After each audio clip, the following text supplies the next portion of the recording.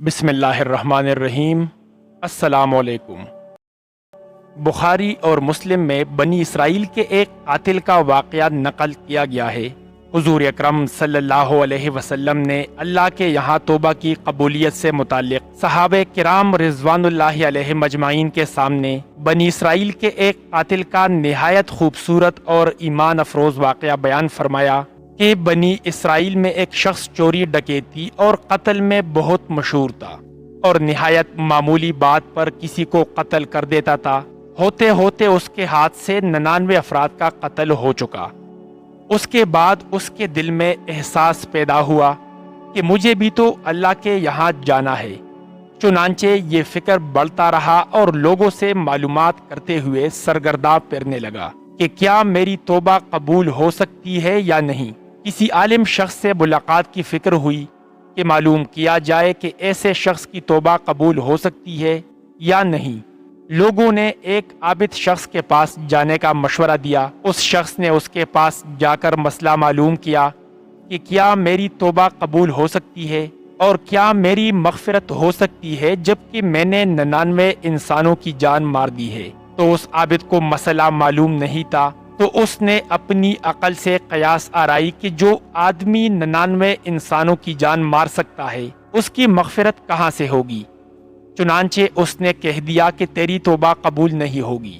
اس شخص نے غصہ اور جلال میں آ کر اس کو بھی قتل کر کے 100 پورے کر دیے کہ جبکہ میری توبہ قبول نہیں ہوتی تو لاؤ تجھے بھی ختم کر کے 100 پورے کر دیتا ہوں۔ چنانچہ اس نے 100 پورے کر دیے، مگر اس کے دل میں تردد باقی رہا کہ میری مغفرت کی کوئی شکل ضرور ہوگی۔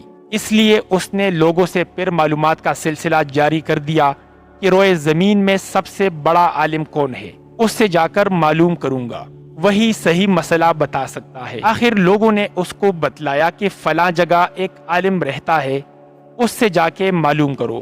چنانچہ اس نے اس عالم صاحب کے پاس جا کر اپنی زندگی کی کارگزاری سنائی اور 100 آدمیوں کو کس طرح سے قتل کیا ہے سارا کارنامہ سنا کر معلوم کیا کہ اب بتلائیے کہ میری توبہ قبول ہو سکتی ہے یا نہیں۔ کیا اللہ کے یہاں مجھ جیسے گناہگار کے لیے بھی مغفرت کا کوئی خانہ ہے؟ تو اس عالم صاحب کو چونکہ علم تھا تو اس نے بتلایا کہ تیرے گناہ معاف کرنے میں اللہ کے یہاں کیا رکاوٹ ہے۔ اللہ کی رحمت کا سمندر تجھ جیسے گنہگاروں کے گناہوں سے بہت بڑا اور بہت وسیع ہے۔ چنانچہ اس عالم صاحب نے مشورہ دیا کہ تم فلاں جگہ سفر کر کے جاؤ، وہاں کچھ اللہ کے بندے رہتے ہیں، ان کا مشغلہ صرف اللہ کی عبادت ہے، ان کے ساتھ مل کر اللہ کی عبادت کرو اور نادم ہو کر اپنے گناہوں کی معافی مانگو، انشاءاللہ تمہاری مغفرت ہو جائے گی۔ جب اس شخص نے آدھا راستہ طے کر لیا تو ملک الموت آ گئے اور اس کی موت ہو گئی۔ اب اس کی روح لے جانے کا مسئلہ کڑا ہوا۔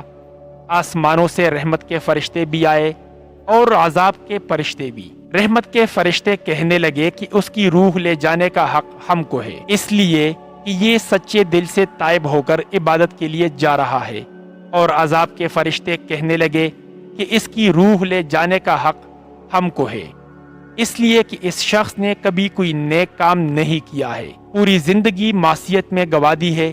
اسی دوران آسمانوں سے آدمی کی شکل میں ایک فرشتہ آیا۔ بعض روایات سے معلوم ہوتا ہے کہ یہ آنے والا فرشتہ حضرت جبریل امین علیہ السلام تھے۔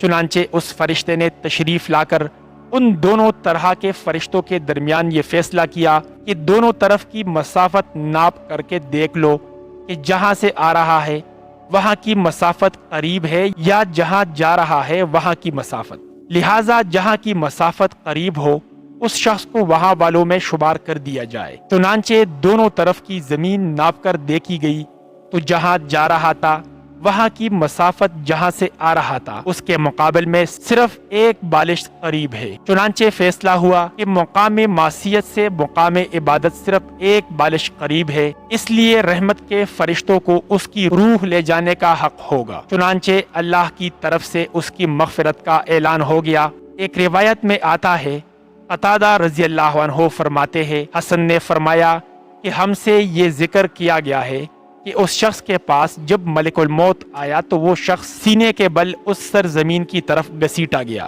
حدیث قدسی میں آتا ہے کہ میں اپنے بندے کے ساتھ اس کے گمان کے مطابق ہوتا ہوں اور وہ مجھے جہاں بھی یاد کرے میں اس کے ساتھ ہوں۔ بخدا اللہ تعالیٰ اپنے بندے کی توبہ سے اس سے زیادہ خوش ہوتا ہے جتنی خوشی تم میں سے کسی ایسے شخص کو ہوتی ہے جس کا جانور بیابان میں گم ہو کر پھر اسے مل جائے، اور جو شخص ایک بالش میری طرف آتا ہے میں ایک ہاتھ اس کے قریب ہو جاتا ہوں، اور جو شخص ایک ہاتھ میرے قریب آتا ہے میں اس کے ایک با یعنی پھیلائے ہوئے دونوں ہاتھوں کے درمیان کی مسافت کے قریب ہو جاتا ہوں، اور جب وہ میری طرف چل کر آتا ہے تو میں اس کی طرف دوڑ کر آتا ہوں۔ معلوم ہوا کہ انسان جب بھی سچے دل کے ساتھ توبہ کرے گا تو اللہ تعالیٰ ضرور قبول فرمائیں گے انشاءاللہ۔